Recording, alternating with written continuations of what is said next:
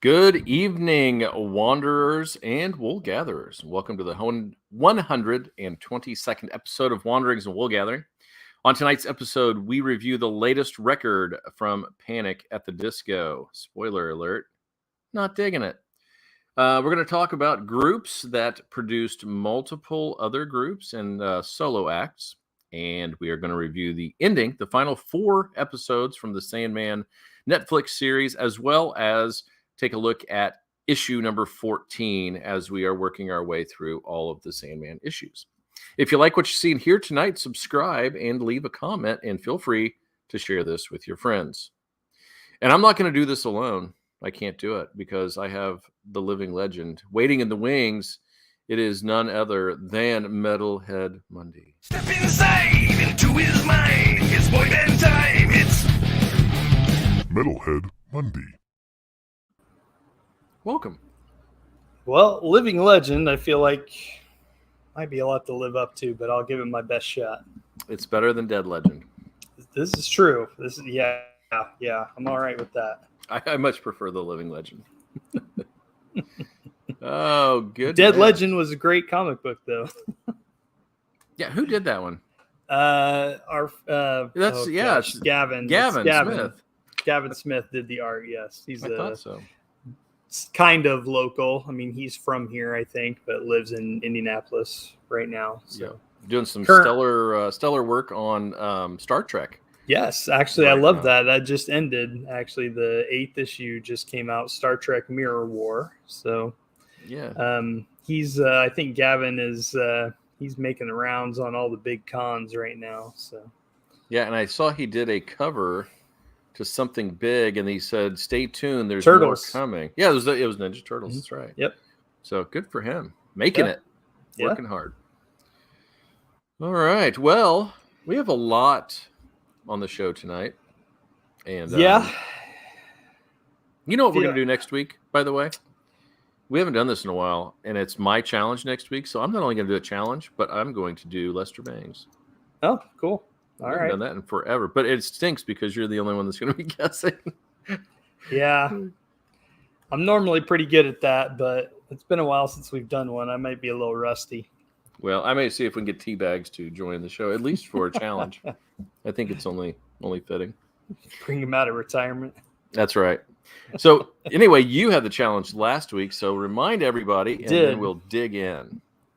There's not really like an easy way to say this. It's basically, so Lacey and I we were on the road, and there was an Eagles song on, and she was just like, like you think about the Eagles and how many mega hits they had, and then you look at the individual members, Don Henley, Glenn Fry, Joe Walsh, Timothy B. Schmidt to a lesser degree, but I mean, even like Don Felder, I mean, so many of them, and how many big hits they had individually.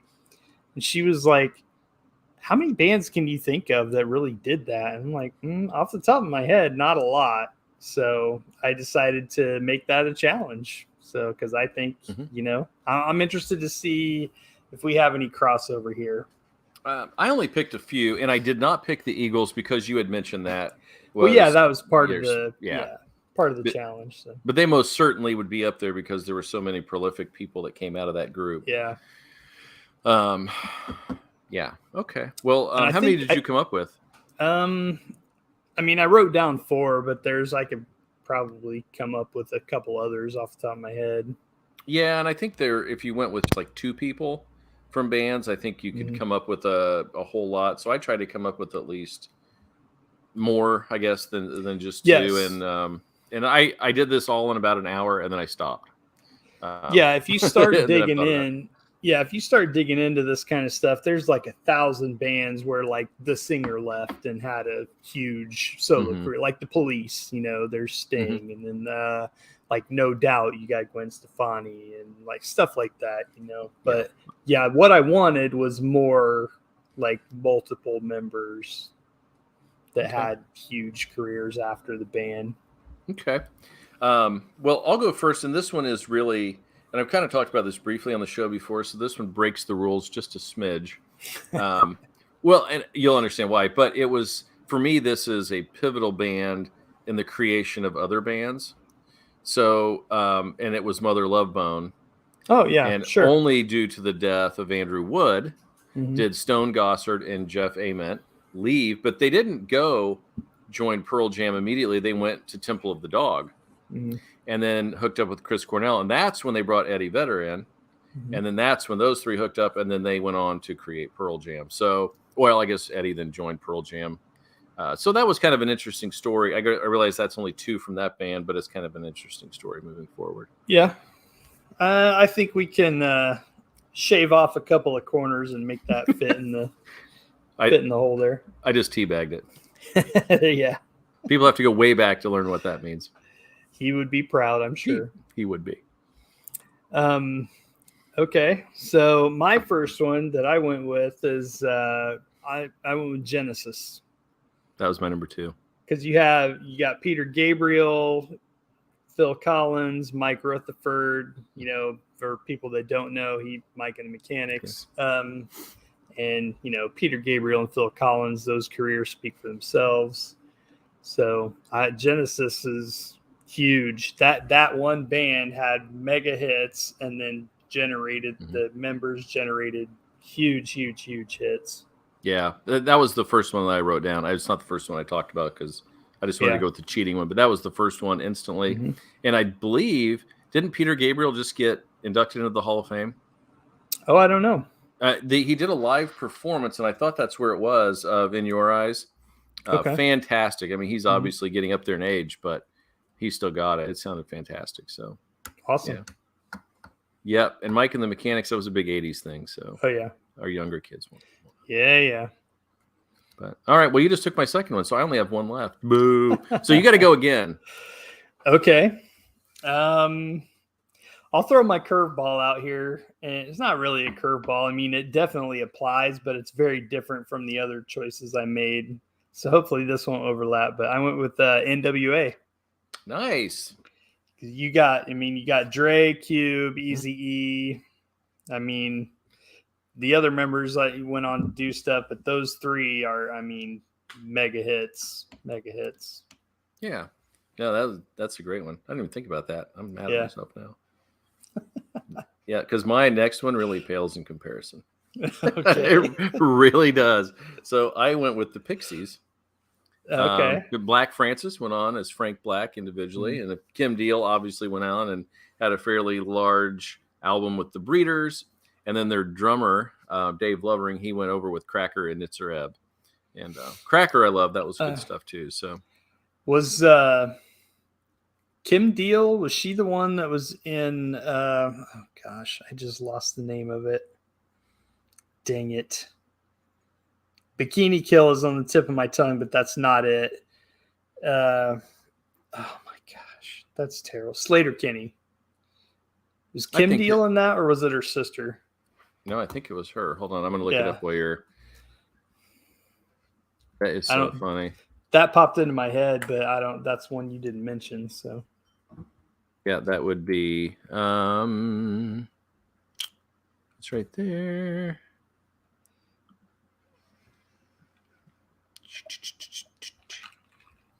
All right, members. No, it is not. Okay. No, I thought it was too. Yep.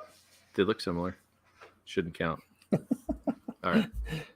So I'll stand with the Breeders. All right. There you go. Cannonball, everybody. Yep. I just heard that song the other day. That has a great groove. Yeah. We were listening to, what was it? I think it was like a garbage radio playlist on Spotify, and that song popped up. Oh, yeah. So, all right. So I'm up. Yep. Okay. So kind of an obvious one. I'm surprised you didn't say it, but I know you're not a huge fan, but the Beatles. Oh, there you go. The Beatles. Yeah, I thought of that one too, but no, I'm not doing it. Yeah. I mean, John, Paul, George, Ringo, they all. All four did, yep. All four of them. So, and did you have another one, or did you think of another one? I didn't have it. How about one band that broke up and then the two biggest members went elsewhere and then continued playing the band's records? What's up? Pink Floyd. The egos went in different directions, but continue. There you go. Yeah. I had about the Yardbirds. Yeah. That's one that, I mean, that's going back. So like early 60s. But I mean, especially the guitar players, it's mostly the guitar players that went through that band. You had Jimmy Page, you had Jeff Beck, you had Eric Clapton. I mean, that's insane. How about Crosby, Stills, Nash and Young? Absolutely. Well, actually, before that, it's Buffalo Springfield. Mm-hmm. So that one would count. Yep. There's Wu-Tang.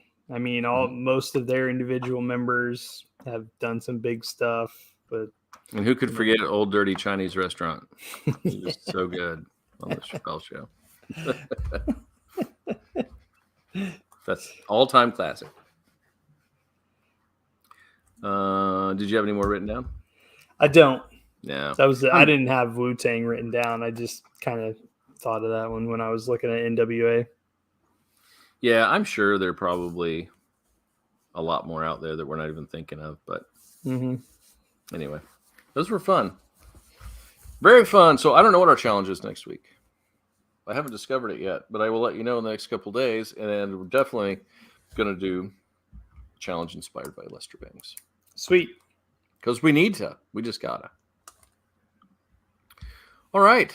That brings us to the real work of the night, which is the latest work. Album by Panic at the Disco, Viva Las Vengeance, and it wreaked vengeance upon my soul. Whew. It indeed.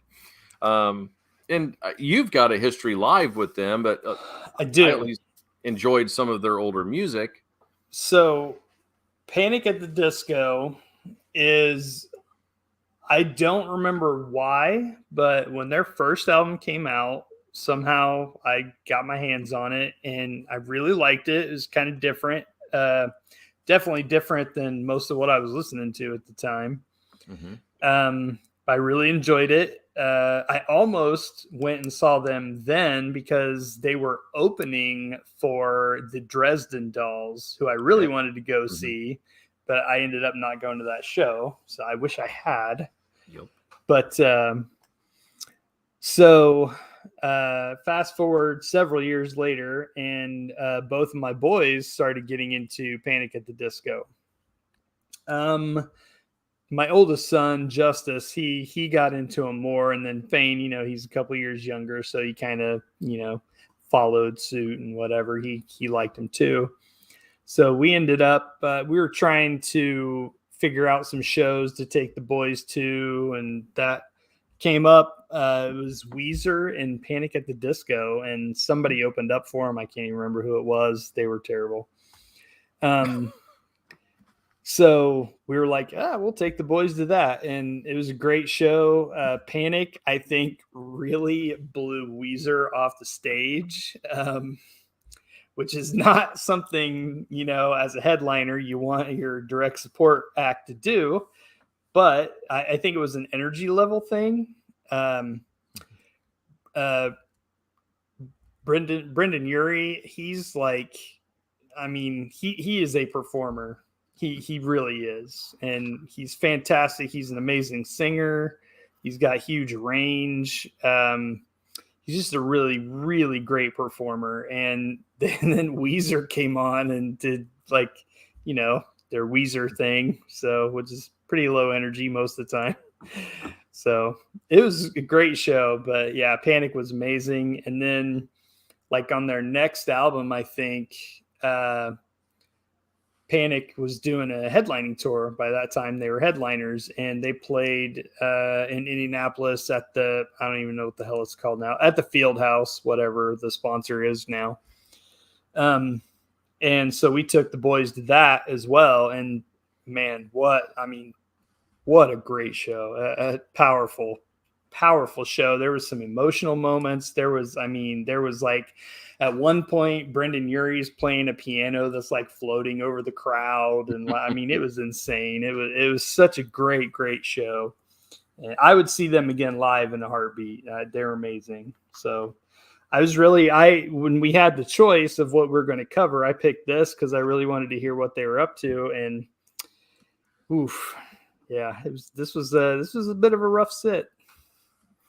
It was. I feel like the target audience for this one would be teenage girls. And then the other thought I had was this is like a pseudo rock opera. It didn't feel like a record that was rock and roll or that was pop. It was somewhere in its own lane and not necessarily in a good way. And it looks like Mr. Mundy has frozen up. I'm going to remove him for just a moment, see if he pops back in there.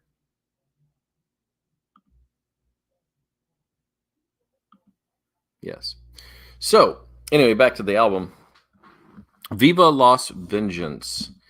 Again, he thought it was pretty rough. I, too, really thought it was rough. One thing that we like to do on the show is talk about the album opener. Is it an appropriate song to open up an album? And the opening track on this one was Viva Las Vengeance. And while I did not enjoy the song, I would say that it probably was the best song on the record as your album opener. To me, that made sense. I didn't hate the record by this point, so that was a good thing, I guess. So I didn't love the song, but I really do feel like that was its placement on the record. So kudos on that one. Do you agree with that, Mundy? So Viva Las Vengeance. Mm-hmm. I actually started watching videos before I listened to the album, and I think this was the first single, so it was the first video I came across, and whoa, I did not like this song, and the video is, I mean, I don't know, the video almost gave me anxiety. Like it was just way too much and crazy and just odd, just weird. Mm-hmm. I mean, yeah. It's like, did you see the video? No. Listening, man. And listen, I listened to this record at least 4 times, so it's not like I just listened through once and I'm like, this is garbage. I put some time in on it, and that's where, after listening to the whole thing, I feel like this definitely is the best album opener. It's just not a great song. Yeah, the video is just real hyperactive, and I mean it's all live, like it's kind of a choreographed dance thing, but they're all wearing like I don't even know, not Victorian, it's older than that, I think. I don't know, but anyway, they're all wearing like period costumes, and it's just craziness, and it's not good. And I didn't like the song either. So the song I feel is just like, it's just like da da da da da da da da da da. It's like there's no break, there's no like, okay, I'm out. Yeah, and you can tell, the thing is, like on all these songs, you can tell he has a good voice. Yeah, it just for me feels misplaced on this. And while you were frozen in a way, I said that I thought this felt like a pseudo rock opera of some kind. Or I think there's a lot of that. I think there's a lot of that in this album, not just the song, but right. I also think, speaking to his voice, I love his voice. I love his range. I think he has a good singing voice, and he can really belt. Like, you know, he can belt it out, hit the high notes. Like, he's a fantastic singer. I mean, the dude, they did like an amazing cover of Bohemian Rhapsody. The dude can sing, you know. That must be Paul. Yeah. It's a little inside baseball there. So, but a lot of this album, I feel like he's in that high range too much. Mm-hmm. Like it's not, he doesn't come down enough and like really sing. I feel like he's like yelling at us through a lot of this album. Yeah, no, that's definitely appropriate. And when it's not that part that's pissing me off, it's the lyrics. Oh yeah, They're some of them rough. are bizarre. They are bizarre. And they really did like middle of a breakup. Ugh, Yeah, I really felt like that was catering to a teenage girl crowd, and clearly we're not that. So yeah. maybe I actually, that crowd I loves that. I don't know. I liked the chorus of that song, but I didn't like the rest of it. My favorite song was probably "Don't Let the Light Go Out." Mhm. It wasn't as offensive lyrically, and musically, it sounded okay. So, And that's one that really kind of showcased his vocal range. So Mhm. that's, you get it all there. Yeah, no, I thought that was really probably the most solid. Mhm. The local god, I thought the lyrics were okay. This Yeah. didn't like the song musically, but I felt I like, felt like it's like super basic. Like there's just not a lot going on there. yep. And then the next one, don't even get us started. Star Spangled Banger. Are you Ugh. kidding me? Yeah. This is the one with your favorite lyric, wasn't it? Oh my god! I think I texted you. I'm on my mower, and I texted you after I heard. I was like, "Oh my god! I can't believe it." He said they're the new dead Kennedys. I'm like, what? Jello is not dead, and he's rolling over in his grave. Uh, I wonder if anyone has sent that to Jello. I think that would be hilarious. And I kept thinking, well, maybe it's tongue in cheek. Maybe there's an inside joke that I'm missing, but the lyrics do not indicate that it's an inside Yeah, joke. I don't know. This one, it's like I feel like with the title and the song structure and everything, like I feel like this song is like he sat down and he was like, okay, how do I write an anthem? And it's like, dude, Yeah. you're trying too hard. If you're, like, I don't know, you're trying too hard. Yeah, send a better the message could be your anthem, not a This is, dorky song yeah, that screams to everybody, "We're the new dead it's Kennedys." like I feel like this one is just pandering. It was so is the next one in a way. Yes, yeah, And the next God Killed Rock and Roll. I really like the sentiment of the song and the relationship of a listener to a rock band. I mean, that totally makes sense. But yeah, again, on this record, I don't know why we're invoking the name of Plant and Page. That just seems like, again, you're linking yourself to something yeah, you clearly are not. Why? yeah. Why would you do that? I really like the vocals on this song, but not much else. This one, I was just like, there's different part changes, and that happens in a few songs. But this one, like, I just felt like the song's not sure what it wants to be. Yeah, yeah, I see that. And I don't have a lot of notes for the rest of the songs because I just kind of get "Say It Louder" to me was just It was hokey. okay. It was Um, okay. Yeah. Sugar Soaker, same thing. My one note for Sugar Soaker, I just wrote no. Mine was on Middle of a Breakup. It was no. Yeah. Yeah. Something about Maggie had like a kind of a big 70s feel. Mm-hmm. Again, not great. Sad Clown, I feel like really wanted to be a Queen song, but is not there. Nope, it was not. And yeah, the last two songs, I didn't even write anything down. They were just kind of meh. Yeah, I hate that. I like to ride the whole album out and have lots of notes and things to say about them. But gosh, I was just so disinterested by that Yeah, point that it was same. difficult.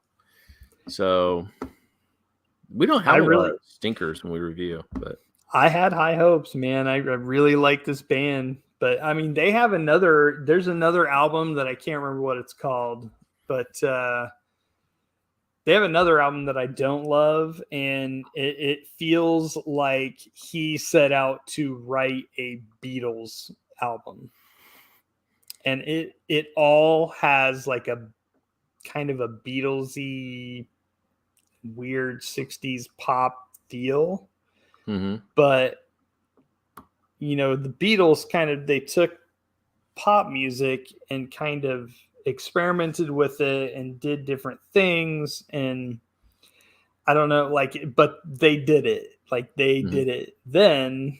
Like I don't know, it really felt like he was trying to make a Beatles album. I don't know how else to explain it, and it's not great. But I don't know. I kind of wanted to see where they went with this one, and here we are. So to the question, we've both answered this. Sorry, yeah, you came in a little bit late. We both agree that he does have an excellent voice. We think it's a little misplaced at times on this record. It's a little bit too high and in your face a lot of the time, but the lyrical content really hurts for me. It really makes me struggle. Yeah. But yes, he has a fantastic voice. Yeah, what I said earlier, like he's an amazing singer. I've seen them live twice. I recommend anyone go see them live. They're amazing. The band he's put together now, because I think like pretty much everybody left after the first one or two albums, and it's just Brendan Urie, and he's just kind of built another band around him. And the band he has that I saw in the videos now is the last one that I saw live. So I don't, he's put a good band together, and they're excellent live. I don't know what's going on this album. I guess I would be curious for people who are like hardcore Panic fans, especially younger people. Mm-hmm. Did this work? Did this attempt to connect with the listener and this sort of anthem feel? Did this work for everybody? Because I don't know. I haven't read any reviews on it. I haven't gone to any Reddits or anything to find out, but it was vastly different from their most popular music. And for me, not in a good way. Yeah. So, all right. So for me, I'm going to give it a 1 out of 5. And will I listen again? No. Yeah, I mean, I can't. There's really not a single song on here that I absolutely loved. So I would probably, I don't know, I might go 1.5 just because I do love his voice. I am a fan of this band, but I couldn't get behind this one. Yeah. Hate it when it happens, but it does happen. There haven't been a ton of times where we have really just panned an album like this, but sometimes. Like Consensus.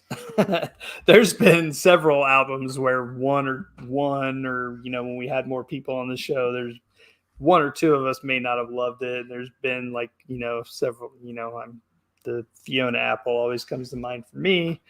And again, that was a disappointment as well, because I love her first couple of albums and I was excited to hear what she was up to. And I couldn't even listen to that garbage. Yeah. So it happens. Well, and for me, it was Smashing Pumpkins, one of my favorite all-time bands, and their last album really left me cold. So yeah. So at least you get honesty here, people. Yep. We're going to pander to you guys. Nope. On what we're doing. I calls them like I sees them. Sometimes we just don't see them correctly, I guess. All right. Well, next week, we have something special for you. Mr. Monday is going to tell us. Next Friday, September 2nd, both King's X and Megadeth both have albums coming out. So which one are we reviewing? Monday. I was looking for a coin, but I don't have one handy. So do you have a coin app on your phone? No. Because I really want to do both, but we're not going to have time to do both. I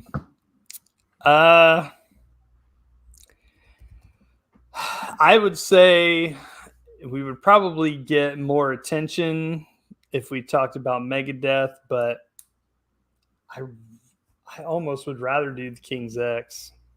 Hey, we're not corporate, folks. King's X it is.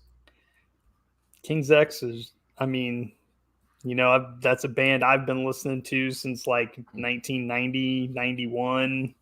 And that's their album Dogman is, good God, top to bottom, man. I mean, it's amazing. Amazing.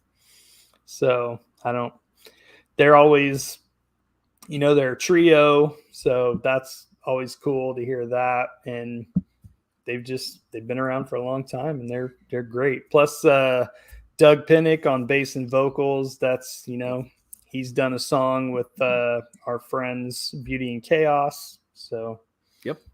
Want to see what they're up to. And I'm a big fan of trios, so bring it on. Yeah. Yep. All right. King's X it is next week.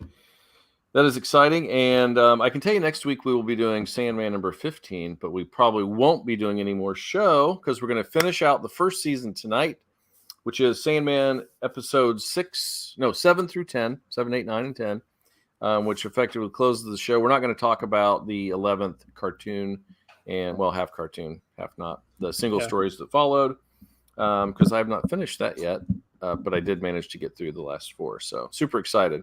Oh, we got a yay for King's X. Before we jump into Sandman, did you watch She-Hulk by chance? I did. Oh, do you want to talk about She-Hulk? I'd love to talk about She-Hulk.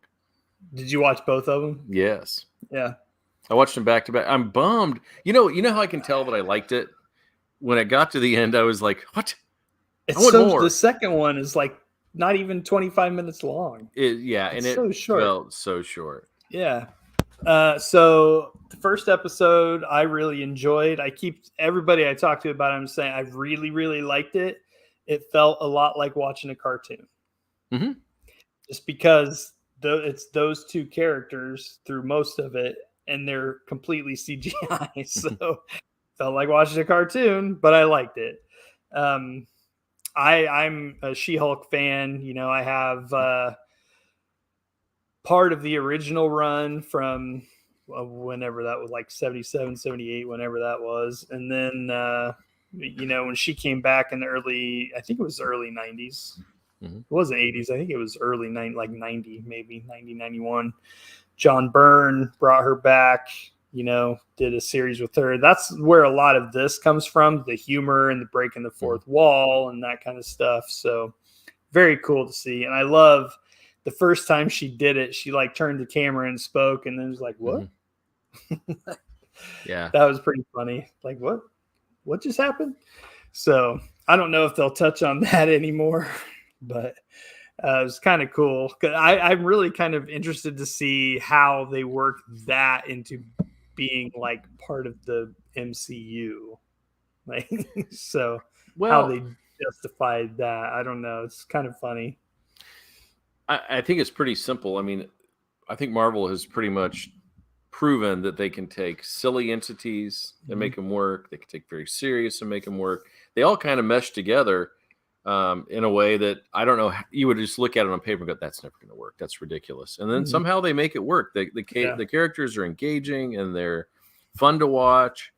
This was not a thinker. This was just a sit down and I'm going to have fun and enjoy myself for an hour because she is so darn likable. The character's fun, didn't take itself seriously. I think most people like Bruce Banner and Smart Hulk and all of that, which is pretty fun. And it just, I don't know, it was almost whimsical. It was so dorky at times, but it just was endearing. I liked it a lot. And people I watched it with liked it too. Yeah, I like the origin, or not the origin, but I guess kind of the origin. But like basically how she got her powers, they really kind of took the original idea and basically simplified it. Because originally in the comics, it's an actual blood transfusion. Like I don't remember what happens to Jen, but something happens and he has to give her a blood transfusion. Because they're like the same blood type, but then, the gamma radiation and all that. So this was simple, like they're in a car wreck. They're both cut up. His blood gets into her. And I'm like, cool, that works. It works. Yeah. So, and it was very brief. I mean, I think the first one was a long one. It was 35 minutes. And it went through a lot. I mean, that was there was a lot going on in that. I heard I was actually listening to one of Kevin Smith's podcasts today, and he and another guy, they were talking about that actually. And they were saying that they heard that first episode was not originally the pilot. Like all of that happened later. And they kind of, for whatever reason, they restructured some things and kind of pushed that to the front. I don't know. They floated the idea of maybe getting Hulk in there to draw viewers in or something. They were worried about people not tuning in, which I think is crazy. But, me too. But yeah, I think they restructured everything to push that to the pilot. and that originally was not supposed to be there. Like the other stuff was supposed to happen, and then they were going to do that, which I think is kind of where the idea of her pushing back and being like, man, I got this. Like, I know what I'm doing. Like, don't worry about it. I got it. And whatever. Because originally she had been doing stuff up to that point. So, yeah. That makes sense. So, yeah. Okay. Well, yeah. And I think you're right. I think Marvel has kind of earned the trust of viewers that you don't have to know anything about a character and you're going to become invested in it. And, people are going to check it out based on the fact that it's a Marvel show. So, and it doesn't hurt to have the Hulk up front and then the tease of Daredevil at some point. So, which is second fun. episode was great. All the stuff with, Tim Roth coming back as Emil Blonsky, Abomination. Yep. That was cool. And that the whole thing where, the moral struggle of like, do I defend this guy that, went up against my cousin? All that stuff was cool. I'm really digging it so far. Can't wait to see the rest of it. Yeah, me too. And it'll be interesting to see what happens when he abominabilizes out, whatever you want to say. You Hulk out, but you can't abomination out, can you? Maybe you can. I don't know. But it'll be fun when that happens. So, yes, great show. Great characters. Really like it. And I hope that keeps this tone. I don't think it needs a serious tone or to go too deep. Let this play out. And then if you want to put her in somewhere where it's a different tone, I think that would work. Yeah. So we'll see. And also the Abomination stuff should explain how he showed up in Shang-Chi. Oh, that's right. Yeah, there was that definite connection. Yep. Because there was the underground fighting thing and all that. So, yeah, it's all connected. It's like that Kevin Feige guy knows what's going on. True. Actually, also, I listened today, the new episode of WTF with Mark Maron. Simu Liu was on it. So, Shang-Chi himself. So, that was a pretty great interview and talked a lot about his family and where he came from. He's got a book out and all that stuff. So. Wow. Yeah. I really, Shang-Chi for me was an A+ until about the last 10 and 15 minutes. But no, I mean, I didn't hate it because it took a turn I didn't like as much. I loved all the stuff that had in the beginning, the Jackie Chan style fighting and the, that stuff to me was awesome. And I really enjoyed the movie, but the last little bit kind of took me out of it. So. But still, at least a B, right? Yeah, absolutely. Here's somebody said, it's a nice break from the multiverse too. I enjoy it, but nice to see it not to be the main focus of all things Marvel. Yep, let it be its own thing. Let it breathe for a while. Yeah. And it's kind of cool too, because something like Loki, which that show really was self-contained, but the parts, towards the end of it, then, that's coming out and that's going to be played up a big way in the multiverse. So I like how they do that. That's good. Yeah. Again, Kevin Feige is just freaking smart. So, all right. Well, we took a small detour back around to the dreaming. And so now we're back to the finale of Sandman. And there was a little dip for me. I think it was during 8, maybe towards the end of 7 and 8, where I didn't like it as much. Okay. The changes, I think, where he was more kind of combined with Rose in this mystery and working its way through, where it was hands off in the book. They didn't have this relationship like they do in the show. I think I was kind of taken aback, but by the time it got to 10, I was just like, okay, whatever. This works. And I think it did tie up neatly. So 6, where we left off before, that was the death and the hobgaddling, right? Yeah. Yep. So then here we start with the serial convention, right? Is that 7 or is that 8? The serial convention starts. It's mostly 9, isn't it? Is it? Yeah. It's almost all 9. Yeah. Yeah. So, yes. It's a lot. 7 was a lot of Jed. Yes. And then the combination of Brute and Glob. Yes. That came together in Gaunt. Yes. Yeah, it was Gaunt. So I think partially that too is what it left me struggling a little bit to wrap my head around that whole thing with Gaunt. But then in the end, that also came out in a very cool way. Yeah. So, her being, Brute and Glob or whatever was fine. So, yeah, I don't know. I don't know what the decision, how they got to the decision to get rid of Brute and Glob, which, I mean, yes, it is fine. The character they ended up using was a new character, and her resolution at the end, it was, a nice touch and kind of, shows Dream softening and all of that. And her I don't know if softening is the right word, but realizing that he's not in this alone, and he can, he appreciates the help and input of his underlings and all that. So yeah, I was fine with that. I think the decision, and I don't know what the decision or what went into that decision, but I think if you take the version from the comic, he's kind of a cold character. You know what I mean? There's not a lot of feeling towards humans, and I think to make it work on the show, you need a character who is more dynamic and can change and can feel. So my guess is that's partially what went into that decision, to show him as a character who is evolving over time based on the circumstances that he's dealt with.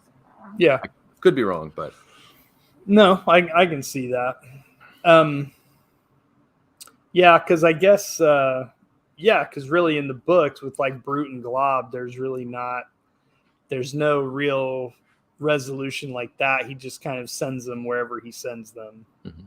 Right. Yeah. So yeah. So and he does everything in a very cold way. It's just, this is the way it is. Mm-hmm. This is my job. This is what I do. And so I don't know, but I liked it. I thought that really turned around very well. What did you think about the Rose working with him? Not really working with him, but kind of having more contact along the way.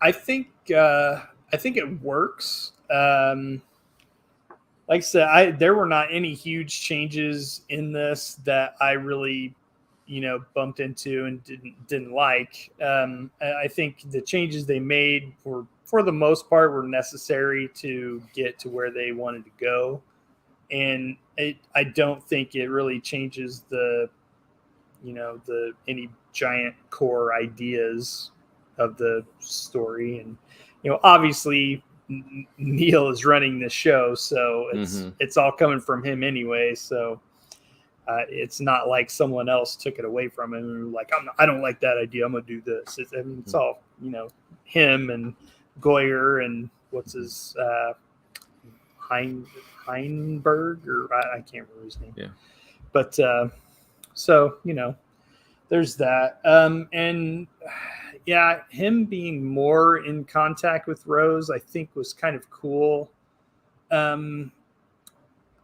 Just because I think that what they did in television is a visual medium, and comics are as well. But I think we're talking about moving pictures versus panels on a page. Right. So in the medium of television, I think what they did with Rose was probably necessary just to show us, more than anything, like what the idea of what she is, how that works and what it means and all of that. So, because you don't have like the narration on the page and all of that, like you have to show rather than tell, I guess. I don't if that makes sense. It absolutely does. And it also gave her, seemingly in the show, more power than she has. What she can do or what is at stake in the book, but here it shows that she shows up in the dreaming. She willingly goes in and goes out on her own, and Dream is kind of left dumbfounded, like, how is she doing this? Well, it's because she's the vortex or whatever. But then I think the other thing that it did, which was really cool, in the book, the final showdown with the Corinthian is very anticlimactic. He does stab him in his hand like he does in the show, but then he just whisks him away. In the show on Netflix, he stabs him, but he's hurt because he's losing some of his power because of Rose and the vortex. So at some point on the show, you're watching, it's like, oh my gosh, he might lose to the Corinthian. What's going on here? In the book, it's like one panel and he just zaps him away after that. Yes. So in the book, yeah, which is actually that's the issue that we're kind of talking about today. So, Yeah. but yeah, in the book, when he stabs him through the hand, it's more like, the Corinthian, for whatever reason, thinks he can attack Dream. I don't know, he should know better, but I think he's, desperate at that point, and he lunges at him with the knife, and it's almost like Dream just puts his hand up to catch it. Yeah. And it's like it does nothing, but it goes through his hand, and it's just like, yeah, I got it. So, and in this one, he's like, oh, like there's actually, it looks like blood. I mean, like, so it's like he's actually wounded, and you're like, oh, that's different. So yeah. That was a pretty good moment. So speaking of that episode, go ahead. Yeah, there's also, there's a book out now, they've been doing these Sandman universe comics. And the one that's out now is called Nightmare Country, and it follows the Corinthian. And actually in the issue that, actually, I think it comes out tomorrow, but, I read it. There's actually a flashback sequence to that moment where he's at the serial convention giving his speech, and Dream shows up. And so it's kind of interesting to see that. I mean, like, it's drawn, by someone else, like, and it was very, very cool to see them kind of do that and interpret that and what it means to the Corinthian now, because as we see, like, he destroys the Corinthian. So the Corinthian that exists now, quote unquote, now is not the same Corinthian. He's been recreated. How many times, we don't know. Right. And I think one cool thing about that episode and the issue that we're talking about, it reminded me a lot of the 100 Years story, in that it is so much word for word. Like a lot of the interactions when they go into the different panels, those people talking, those words are about the same. Yep. The guy who is a serial killer of children, his line, Funland, I think is what he's called in here. Funland, his lines are very much the same. It's really cool that they stuck to the script so much in the making of this episode. Yeah, one of the big changes was the Pretender, whose name I cannot remember now. Boogeyman? Was that it? Was it just Boogeyman? The Boogeyman's, you mean the one who's not a serial killer, who's from the magazine? Yeah, the Boogeyman. Yes. So in the show, they didn't show his murder. Like, we didn't see his murder. They basically just kind of say, like, we dealt with that. Well, they've got him there, and they stab him, and then the kid walks in and sees it and runs, and then they have to stop, and then he turns and goes for the kid. Yeah. Yes. But in the comic, like, it's strung up. There's no kid rushing in, and it's pretty graphic. So yeah, but yeah, he got his. Don't sneak into a serial convention. Yeah. So yeah, that was that episode was really cool. It was so, I don't know, it was so creepy, but it was shot, and the whole thing was just like, oh, we're just here for a convention, like any other convention we'd ever go to, until you get to these panels. There was also in that episode, in the collector's episode of the TV show, when Gilbert saw him and realized who he was, like, he freaked out and disappeared. And in the story, he kind of freaks out and gives her the note and says, use this name if you must, or if you get in trouble, call this name. Yes. And he doesn't really, in the show, he didn't tell her anything like that. I think he just like ran. Well, he didn't need to in the show, because she already knows him. Yes, like, she's dealt with him and met him. Yeah. So that's change makes sense. And speaking of that character, by the way, fantastic. What great casting. Man, Stephen Fry's perfect for that. That was just perfection. Yeah, he was fantastic. And I liked it when he turned back into Fiddler's Green. That was, kind of a cool concept as well. Yeah. What are we missing in these? Oh, and they kept, like, everything is pretty much kept the same. The Unity giving herself over for Rose. Actually, doesn't that happen in the next issue? Definitely not in the one that I think This it's is in the number- next issue. I Yeah, just- so number 14 is what we're doing here, and that's strictly like the serial convention. Yeah. So yeah, we're not quite haven't- there yet with what we're reading. And the ending was a little bit different too. In the book, it didn't specifically have the serial killers killing themselves. Yes.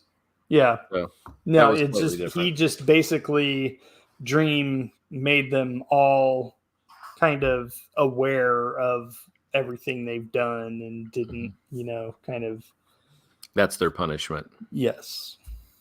Yeah. I don't know. I kind of like them killing themselves. That was kind of cool. Yeah, Little touch either at way the works. end. Either way works.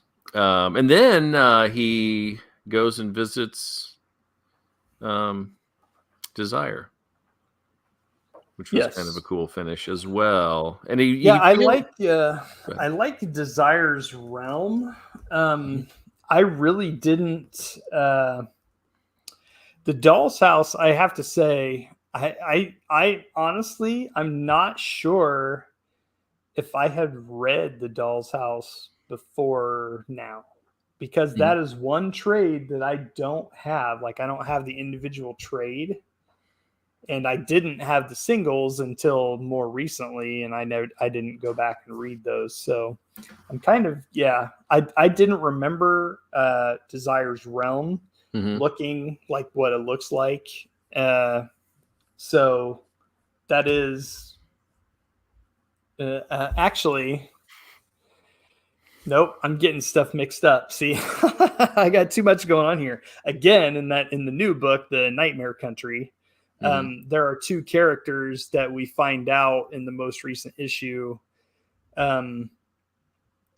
That two characters that are put up to something by Desire, and they return to Desire's realm, and you see that. So that's not, I don't remember Desire's realm looking like that before the show, but I could be mistaken, but I don't recall that. All we see in the book before this is him going to the sigils to call, right? Yes. Okay, that's what I thought. Yeah. So, yeah, I thought it was a nice or kind of a cool interaction between the two, because it really, like, Dream seems to now be back to complete power, and he's kind of forceful and goes in and lays it on him, and also then he connects the siblings that he's close to. Yes, he says, watch out for me, and death and was delirium. What did he say? I think so. Yeah, I think so. So, but I also one of the big moments in the ending here that I liked was when Unity was talking about the father of her child with the golden eyes and all, and Dream's like, what? Yeah. And they were like, someone said, I don't know anyone with golden eyes, and he was like, I do. Yeah. I do. And so at that point he put it all together, and then when he visits Desire later, it's like, what have you done? So, and that was the whole game of Rose and all of that was creating I always get them mixed up. Is it Nexus or Vortex? Vortex. So creating a vortex that is she is a relative of the Endless, and there's a rule like the Endless cannot, kill each other or something like that. So it's like you cannot kill, your own. They cannot kill their own, offspring or any family or however you want to say it. Yeah. So I'll get around it. Yeah. That was kind of cool. Yeah, and they did a nice job too with in the book it's kind of creepy when she has the baby, and then he's like, I'll be back for that someday. Because that was, conceived in the dreaming. That is my child. And so they did that again here, which was pretty cool. And they make him look like a total butthole as well. Even though he's doing what he needs to do and he's protecting the dreaming. You get it through Rose's eyes. And, and what is it? Lila? No. Lida. Yeah. Okay. Yeah, the Lyta and Hector thing we've kind of glossed over up to now, Yeah. but that was, yeah. And again, that's the Hector thing. That's kind of a big change. Yeah, Lyta and Hector is kind of a big change from the books, but what they did works. I mean, And in the end, you get a similar situation. So yeah, getting there yeah. around I the bend love is that they made Jed the old Sandman character. yes, that was That kind was of cool. awesome. That was so good. When he showed up in the costume, I was like, yes, that's Yes. great. Yeah. And that really made the whole thing with Gaunt work. Yeah.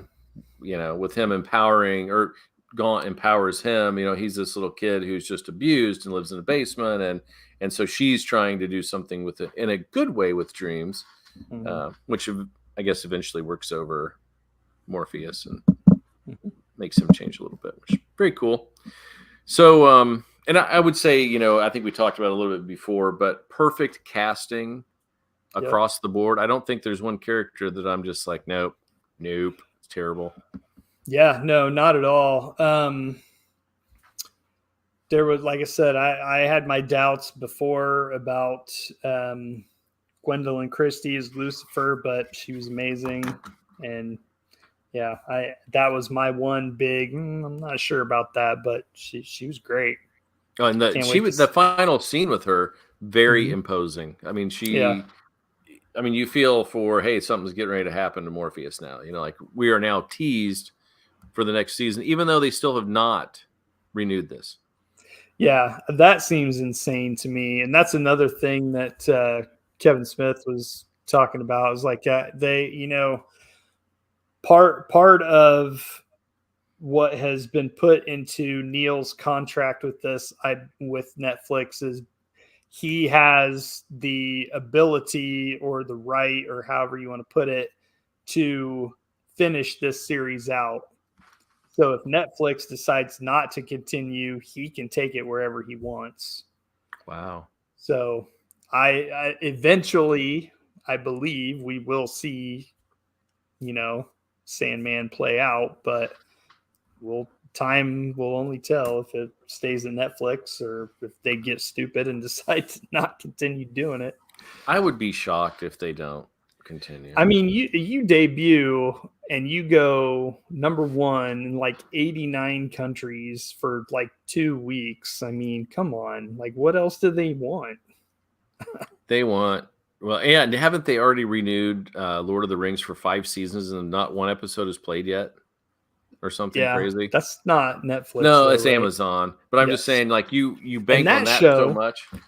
Lord of the Rings, I heard something like Lord of the Rings.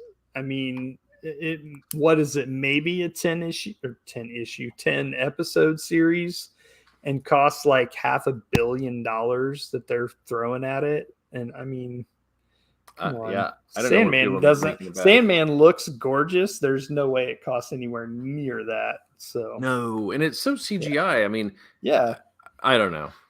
We'll see. And I'm going to watch the Lord of the Rings stuff. I'm interested to see what they do, but I'm not.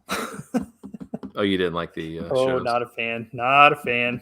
I loved until they got to The Hobbit and then took the shortest book of all of them and made it into 3 movies. I tried. I resisted for a long time, and I tried, and I can't. They're so boring. I can't do it. I really liked them, so I'll let you know if it's good. You do that. I will. All right. Any last comments on Sandman?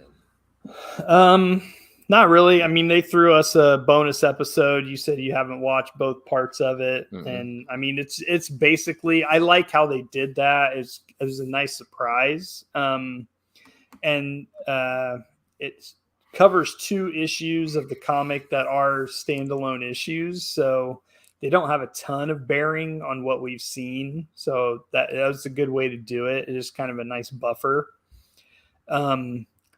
One thing I wish they would have done, though, if they were going to give us a standalone episode like that, I wish they would have done the one with Nada.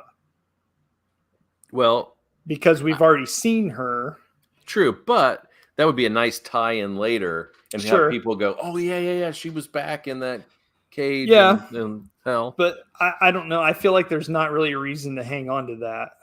I just for me personally, I'm not mad at what we got. I just wish if they were going to do a standalone thing like that, they would have covered that. I still think we're going to.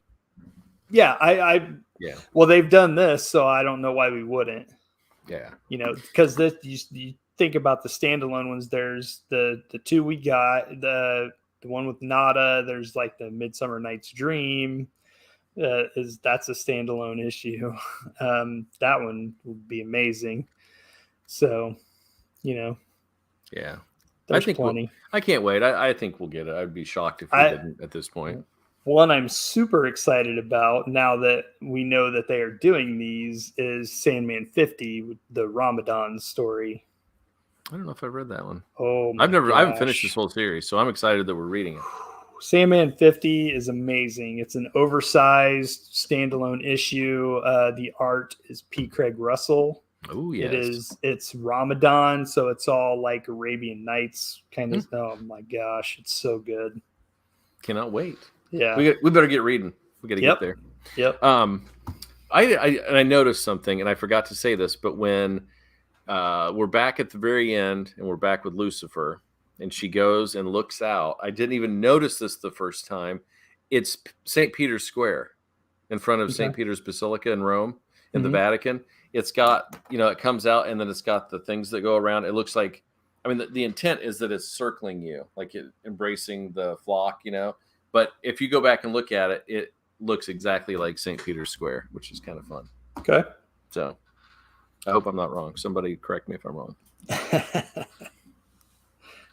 We're going to have thousands of people pouring in with, yes, you were correct. You were correct. Absolutely. I've been there, so I've seen it firsthand. I think I'm right. All right. Well, I would say I would give it a 9 out of 10. It wasn't perfect, but it was pretty darn near perfect. And there were parts I would agree. that were perfect. Absolutely. So, and I think before the next season starts, I might rewatch it again. I don't know. We'll see. Mm-hmm. Yeah, I feel like I'll probably get a second watch from me. It's so good. And I'm sure there are things that I missed. So. Oh, I'm sure too. But who cares? It was good enough. And I'm glad that people have not read any of it are enjoying it as well. Yeah. So let's hope for it. All right, Mr. Mundy, we did it. We talked about a lot. So that was issue 14. So next week it's going to be issue 15, King's X, and inspired by Lester Bangs, and some challenge which I will deliver to you tomorrow. And I may put it in the chat and just shame some of the other boys into coming on for an episode. All right. Shame them. We'll see if that works. It won't, but I'm going to shame them. All right. Metalhead Monday. Where in the heck would we find you if we needed to? Well, you can find me on Instagram at Metalhead Monday. See, it's MUNDY because, it's Monday, not Monday. But check me out. I just put up a pretty gruesome graphic picture of my foot that I tore up this morning at 5 o'clock in the morning. I wrestled a pedestal fan and scraped a layer off my foot. So that was fun. Great way to start my day. 5 o'clock in the morning, got my foot in the sink trying to wash the blood off. So good times. Good times. Yes, indeed you do. Well, yeah, I really wanted to write something yesterday. It was the 21st birthday of Iowa. Okay. And I've just been so hectic lately. I haven't had a chance to do anything, but I wanted to say something about that. Didn't get to, so I'm not now because it's no longer his birthday. But normally if I write things, you can find them when I post them on Twitter or on Instagram at Foggy's Pal. And hey, Monday, you know where you can find this show? I hear tell it's kind of all over the place. Indeed it is. We should be on YouTube right now, so there's one. Mm-hmm. We're on the Kokomo Lantern Facebook page. Absolutely. Our proud sponsor, the Kokomo Lantern. Thank you so much. They do some amazing work over there. And you can also find us on Apple Music, Spotify, Stitcher, CastBox, and SoundCloud. You can find all kinds of other things over at wanderingsandwoolgathering.com. And until next week for episode 123. Can you believe we're at 123? No. When we hit 150, we're doing a spectacular. Do something. I don't know. And it's going to be spectacular, I tell you.